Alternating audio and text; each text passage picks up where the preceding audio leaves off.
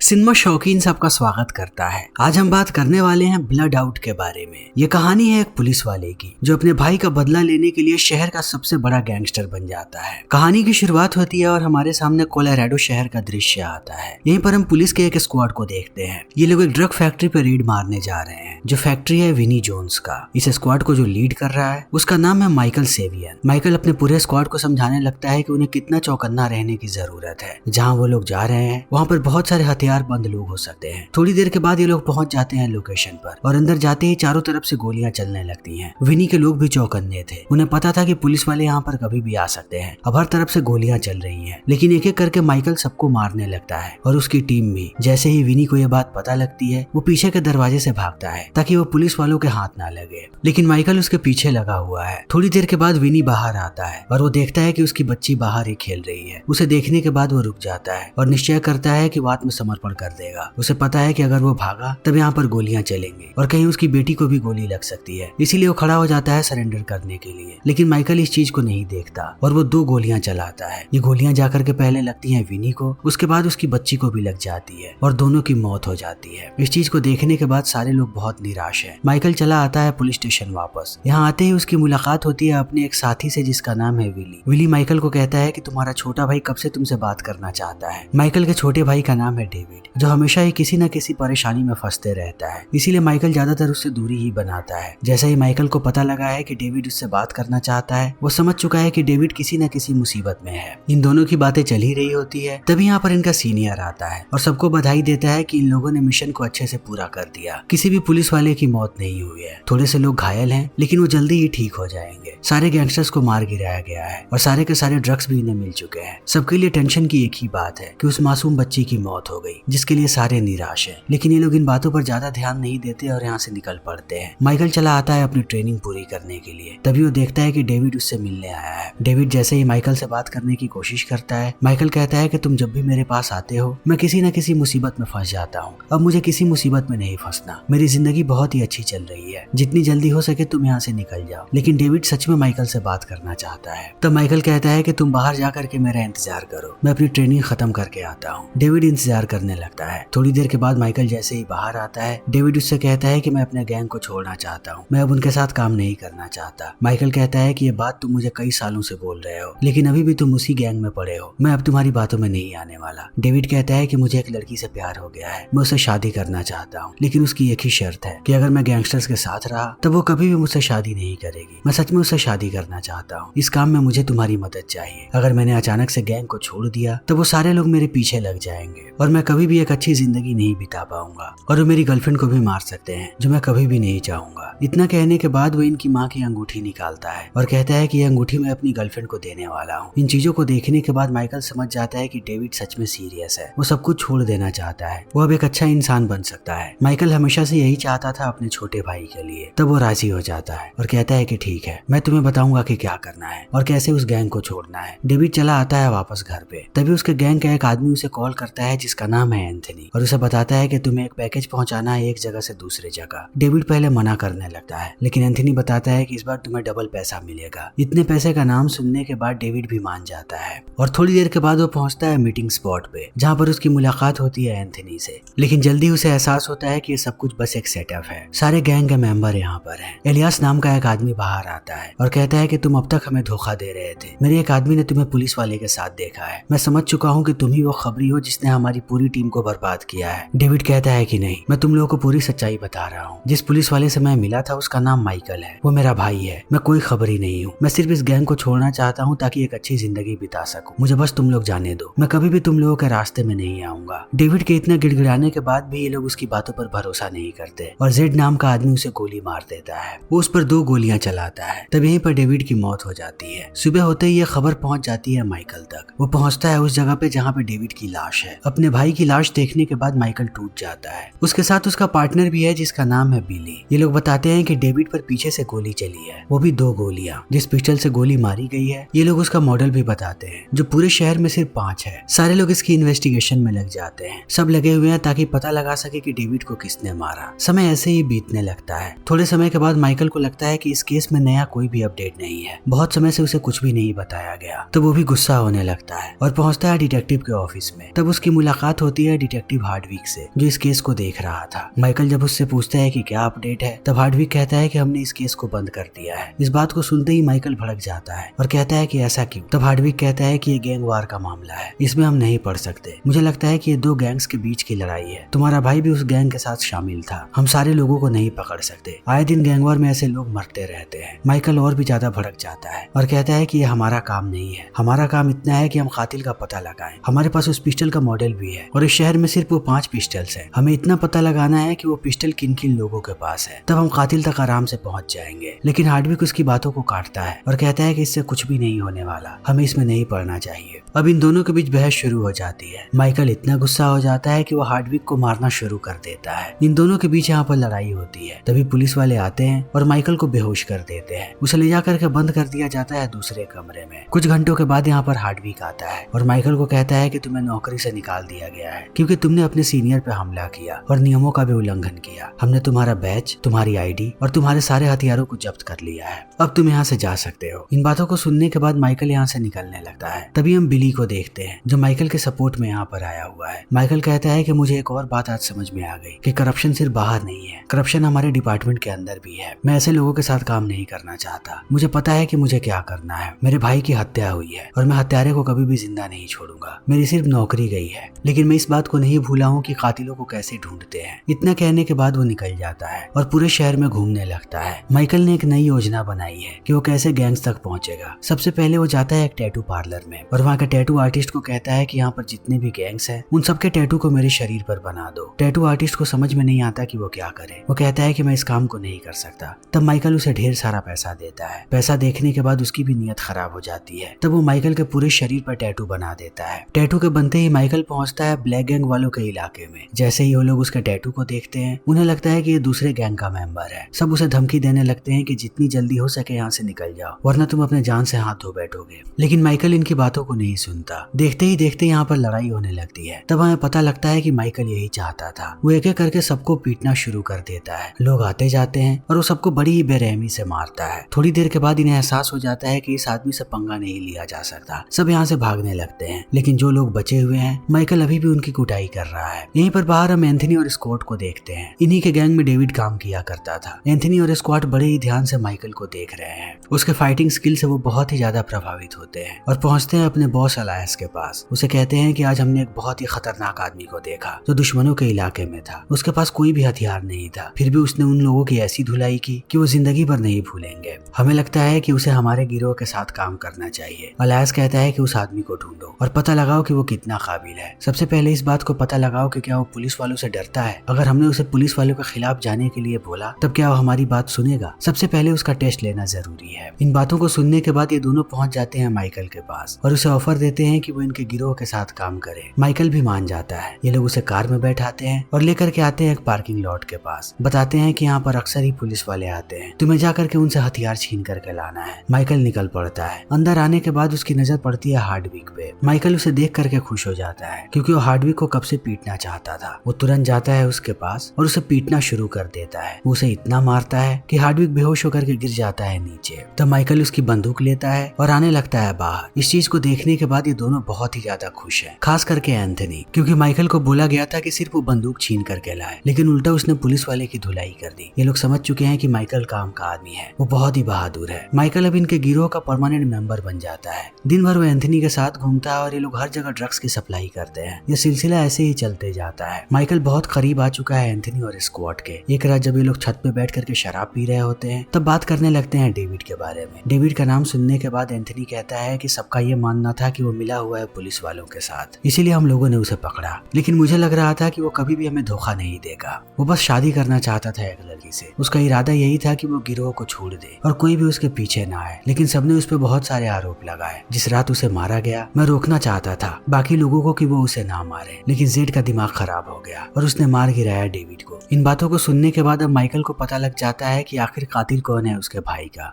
और कैसे उस तक पहुंचना है। माइकल बस अपने आप को शांत रखे हुए है ताकि धीरे धीरे उसे सारे लोगों के बारे में पता लग जाए। अगले दिन ये लोग माइकल को पहली बार लेकर के जाते हैं अलायस के पास। यहीं पर माइकल की मुलाकात होती है अन्या नाम की लड़की से। अन्या भी काम करती है अलायस के लिए। अलायस बात करना शुरू कर देता है माइकल से। वो माइकल से सबसे पहला सवाल पूछता है कि आखिर तुम यहाँ पर क्यों आए हो और कौन हो, हमारे शहर शहर में तुम्हें कितना टाइम हो गया। माइकल को सारे गैंगस्टर्स के बारे में पता है, उसने पूरी रिसर्च की है और रिसर्च करके ही उसने अपने शरीर पर टैटू बनवाया। वो कहता है कि मेरे गिरोह के ज्यादातर लोगों को मार दिया गया। तब मुझे पता लगा इस शहर के बारे में, यहाँ के जो गैंगस्टर्स हैं वो बहुत अमीर है और यहाँ पर मोटा पैसा बनाया जा सकता है। तब मैं अपने शहर को छोड़ करके यहाँ पे आ गया। अलायस उससे पूछता है कि अपने परिवार के बारे में बताओ। सिर्फ तुम ही अपने परिवार के बारे में नहीं बताओगे, हम बाकी लोग भी तुम्हें अपने परिवार के बारे में बताएंगे। माइकल कहता है कि उसके परिवार में अब कोई भी नहीं बचा। बहुत पहले उसके माता पिता का देहांत हो गया था और थोड़े समय पहले उसके भाई की भी मौत हो गई। तब एंथनी अपनी कहानी बताता है और कहता है कि उसके परिवार में सिर्फ उसकी एक छोटी बहन है जो अब प्रेग्नेंट है, लेकिन वो ड्रग एडिक्ट है, दिन भर नशे में पड़ी रहती है। सब धीरे धीरे करके अपनी अपनी कहानियां सबको बताते हैं। तभी हम आर्टुरो नाम के एक आदमी को देखते हैं। आर्टुरो भी एक गैंगस्टर है। अलायस उसी के साथ मिल करके काम करता है। आर्टुरो का कनेक्शन बहुत दूर तक है, वो गवर्नमेंट में भी सबको जानता है। बिना आर्टुरो के अलायस कभी भी काम नहीं कर पाएगा। आर्टुरो बहुत समय पहले से इस बिजनेस में है, उसके अंदर और भी बहुत सारे गैंगस्टर जुड़े हुए हैं। अलायस कॉल करता है आर्टुरो को और बताता है माइकल के बारे में कि मेरे गिरोह में एक नया आदमी शामिल हुआ है। मैं जितना कुछ उसके बारे में पता कर सकता था मैंने पता कर लिया। अब तुम्हारी बारी है, तुम अपने गवर्नमेंट कनेक्शन का इस्तेमाल करो और इस आदमी के बारे में और भी जानकारियां हासिल करो। तब आर्टुरो लग जाता है काम पे। दूसरी तरफ हम एंथनी को देखते हैं, जिससे मिलने उसकी बहन आती है जिसका नाम है ग्लोरिया। वो एंथनी से ड्रग्स लेने के लिए आई है। एंथनी कहता है कि मैं तुम्हें ड्रग्स नहीं देने वाला। वो सच में अपनी बहन की परवाह करता है। उसे समझाने लगता है कि तुम अपनी जिंदगी तो खराब कर ही रही हो, अपने होने वाले बच्चे की भी जिंदगी तुम खराब कर दोगी। मैं तुम्हें ड्रग्स नहीं दे सकता,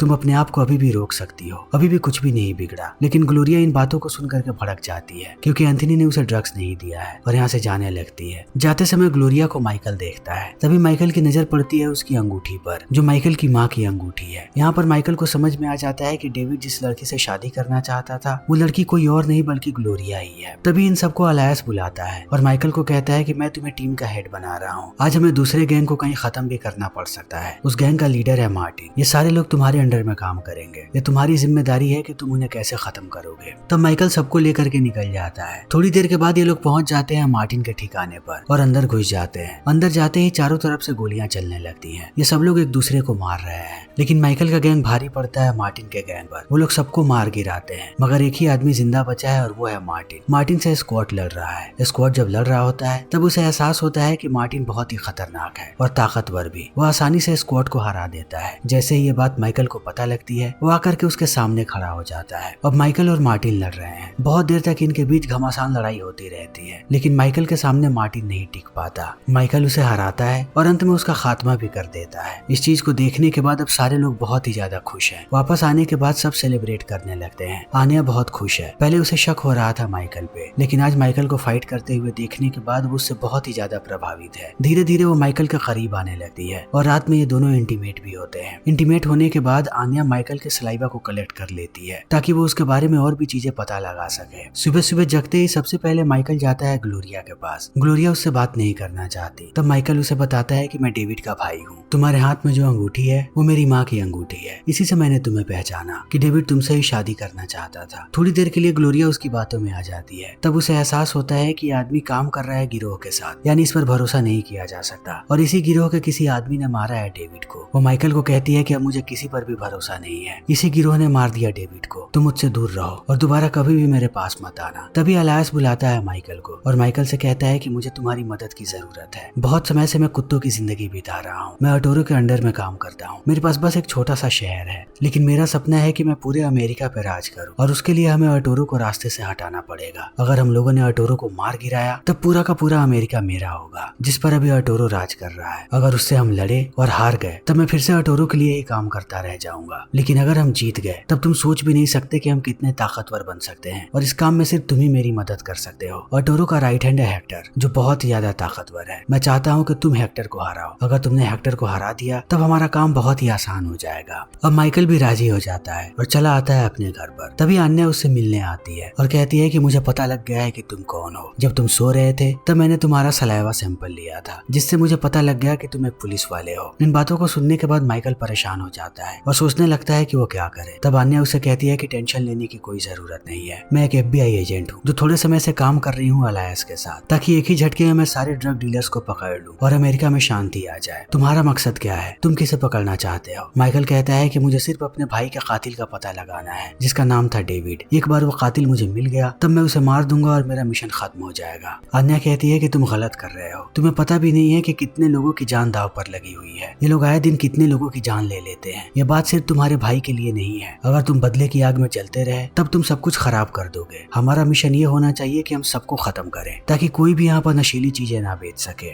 माइकल अन्या की बातों पर ध्यान नहीं देता, उसे कैसे भी अपने भाई के कातिल को मारना है। तभी दूसरी तरफ हम आर्टुरो, जेड और अलायंस को देखते हैं। इन तीनों के बीच बहस हो रहा है कि कौन जीतेगा इस कंपटीशन को। जितने भी कंपटीशन को जीता वो इनका बॉस बन जाएगा और पूरे अमेरिका पे राज करेगा। अब जेड भी इनका कंपटीटर बन चुका है। दूसरी तरफ हम माइकल को देखते हैं जो अपने कंपटीशन की तैयारी कर रहा है ताकि वो कैसे भी इस कंपटीशन को जीत जाए। जब वो प्रिपरेशन कर रहा होता है तभी यहाँ पर एंथनी आता है जो बहुत परेशान है। वो कहता है कि ग्लोरिया नहीं मिल रही, मैं अपनी बहन को कब से ढूंढ रहा हूँ। तो माइकल भी परेशान होने लगता है, लेकिन जल्दी ही उसकी फाइट है हेक्टर के साथ। वो पहुंच जाता है रिंग में। जैसे ही सारे लोग हेक्टर को देखते हैं सबकी हालत खराब होने लगती है क्योंकि वो देखने में बहुत ही तगड़ा है और लंबा चौड़ा भी। जैसे ही फाइट की शुरुआत होती है वो टूट के पड़ता है माइकल पे। माइकल के सारे दाव पेच फीके पड़ रहे हैं। हेक्टर उसे बड़ी ही बेरहमी से पीट रहा है। सबको लगता है कि वो तुरंत ही हरा देगा माइकल को। माइकल की हालत खराब होने लगती है, मगर थोड़े समय के बाद माइकल अपने आप को संभालता है और सोचता है कि इस आदमी को सिर्फ दिमाग से हराया जा सकता है, ताकत से नहीं। अगर वैसे ही हेक्टर को मारता रहा तब हेक्टर को कोई फर्क नहीं पड़ेगा। तब माइकल दिमाग से लड़ने लगता है अब हेक्टर से। वो उसे मारता है और छुप जाता है। थोड़े समय के बाद वो उसके गर्दन में अपने पैर को फंसा देता है और चोक करने लगता है। हेक्टर को लगता है कि वो मरने वाला है, तब उसे टैप आउट करना पड़ता है और माइकल जीत जाता है इस मैच को। सारे लोग माइकल के लिए बहुत खुश हैं। तभी उसकी नजर पड़ती है जेड पे। जेड को देखते ही वो आग बबूला हो जाता है क्योंकि उसे पता है कि जेड ने ही उसके भाई को मारा है। माइकल जाता है जेड के पास उसे मारने के लिए, लेकिन वो उसे मारता। तभी यहाँ पर अलायंस आ जाता है ग्लोरिया को लेके और पुलिस वाले भी यहाँ पर आ जाते हैं। तब भगदड़ मच जाती है। अलायंस और जेड एक साथ भाग जाते हैं ग्लोरिया को लेके, लेकिन थोड़ी देर के बाद अलायंस को पकड़ लेता है माइकल। इन दोनों के बीच लड़ाई होती है और माइकल मार गिराता है अलायंस को। तब उसे पता लगता है कि जेड अपनी गाड़ी में बैठा के लेकर के भागा है ग्लोरिया को। माइकल अपनी बाइक लेता है और पीछा करना शुरू कर देता है उनके कार का। थोड़ी देर के बाद वो जैसे ही कार के करीब पहुंचता है वो कूद जाता है कार के ऊपर। तब जेड भी डिस्ट्रैक्ट हो जाता है। देखते ही देखते इनकी कार पलट जाती है। ग्लोरिया भी अब घायल है। माइकल जल्दी से ग्लोरिया को निकालता है बाहर। तभी हम देखते हैं कि जेड अभी भी जिंदा है। वो बंदूक तान देता है माइकल को मारने के लिए, लेकिन वो गोली चलाता उससे पहले आने आकर के मार देती है जेड को।